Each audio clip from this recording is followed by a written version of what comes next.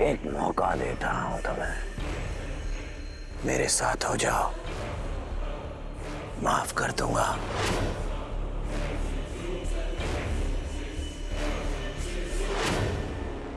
मैंने माफी मांगी ही कब थी तुमसे कि तुम मुझे माफ करोगे। मेरे उठाए हुए किसी भी कदम पर मुझे कोई अफसोस नहीं है। तुम मेरी नफरत के ही लायक थे और हमेशा मेरी नफरत के ही लायक रहोगे।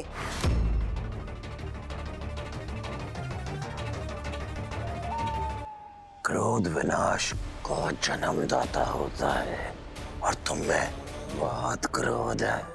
और विनाश करूंगी पर तेरा।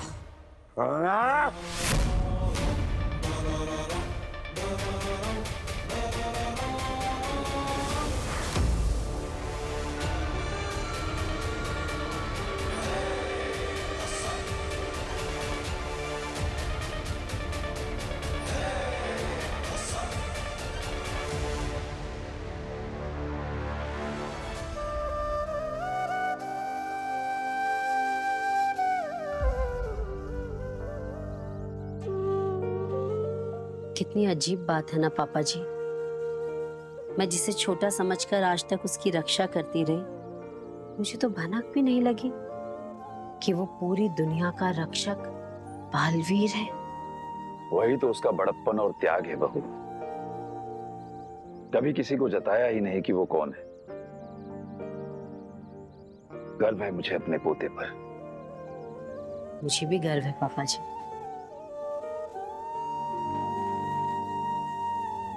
पर उसने ऐसा क्यों किया पापा जी? अपनी माँ को भी सच नहीं बताया? क्या उसे ऐसा लगा होगा कि अगर वो मुझे बताएगा तो मैं उसकी चिंता करूंगी और उसका फर्ज निभाने से उसे रोकूंगी? पर ऐसा नहीं है पापा जी, सच में मैं समझती हूँ। आने दीजिए आज उसे। कान खींचकर पहले गुस्सा करूंगी कि हमें बताया क्यों नहीं, फिर प्यार से समझाऊंगी कि हम समझते हैं बेटा। नहीं बहू, ऐसा बिल्कुल मत करना। अगर उसे ये पता चल गया कि हम जानते हैं कि वही बालवीर है, तो नव्या की तरह हमारी याददाश्त भी मिटा देगा। और क्या पता पहले भी ऐसा कर चुका हो सकता है कि हम लोगों ने उसे पहले भी बालवीर बनते हुए देखा हो और उसने हमारी याददाश्त मिटा दी। बिल्कुल सही कह रहे हैं पापा जी आप। इस बार हम उसे पता नहीं चलने देंगे कि हम जानते हैं। और बिना उसके जाने जितनी हो सके हम उसकी मदद करते रहेंगे, जैसे अब तक वो करता आया है। सिर्फ हमारी ही नहीं, पूरी दुनिया की मदद। और शायद अभी भी कहीं ना कहीं किसी की मदद कर ही रहा होगा वो।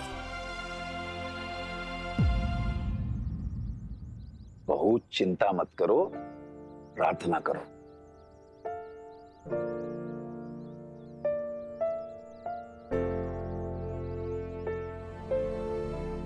हे माता रानी, मेरा वीर जहां भी हो सुरक्षित रहे।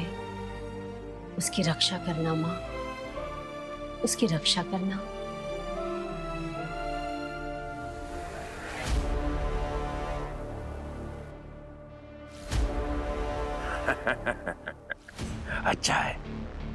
अच्छा है बालवीर।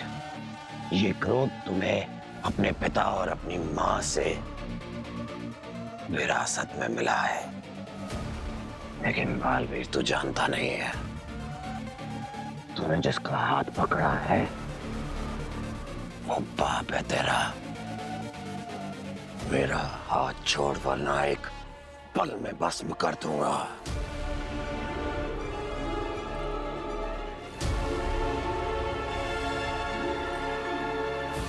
बालवीर, बालवीर हाथ छोड़ दो भस्म का। तुम उसकी ताकत को नहीं जानते, छोड़ दो। ये की तुमने मेरी अर्धांगिनी वाली बात।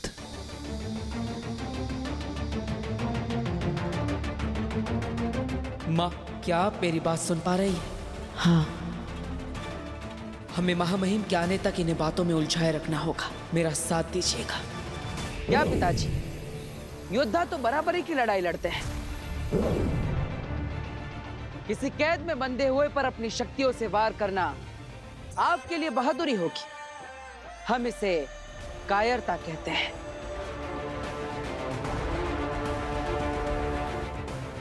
अगर आप योद्धा हैं तो इस पिंजरे को तोड़िए और मुझे भी एक मौका दीजिए, ताकि आपका बेटा भी अपनी शक्तियों के दर्शन आपको दे पाए। भस्म को चुनौती दे रहे हो? नहीं पिताजी, मौका दे रहा हूं अपना मान सम्मान बचाने का, वरना कल उठकर दुनिया वाले ये कहेंगे कि भस्म अपने बेटे बालवीर से डर गया और इसीलिए उसे कैद में ही मार दिया।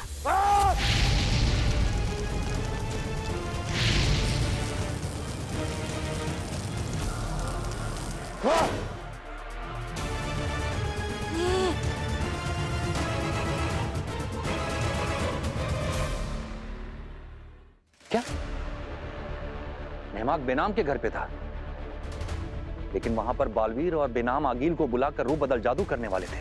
लेकिन मामूही में यहाँ तो नेमाक के अलावा और कोई भी नहीं है। क्योंकि बालवीर और बेनाम हिमबाश में अपनी आखिरी सांसें ले रहे होंगे। आमिर, जल्द से जल्द बालवीर से कनेक्ट करो और हमसे भी संपर्क बनाए रखो। जी महामहिम।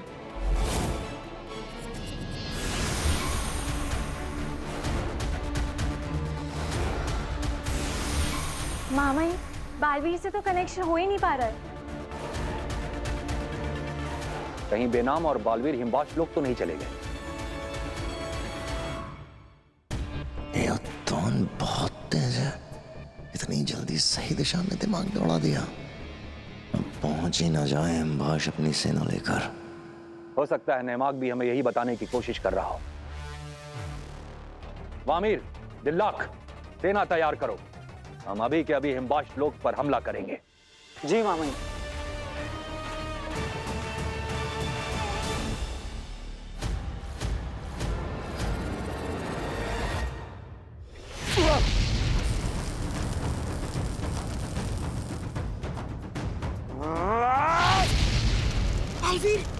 नहीं मां, बचिए।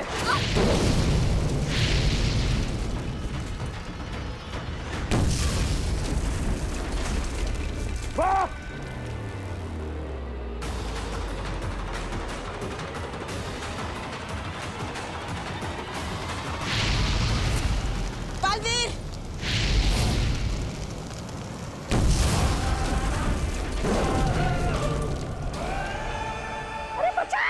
अरे बचाओ! अरे इस बाप बेटे की लड़ाई में कहीं मेरी लुटिया ना भस्म हो जाए। मेरा मतलब है डूब जाए। भस्म, रुक जाओ। छोड़ दो बालवीर को। ताकत की चाह ने तुम्हें अंधा कर दिया है। दुनिया को तबाह करते करते आज तुम अपने ही बेटे की जान लेना चाह रहे हो। मेरे बालवीर की ये मैं होने नहीं दूंगी।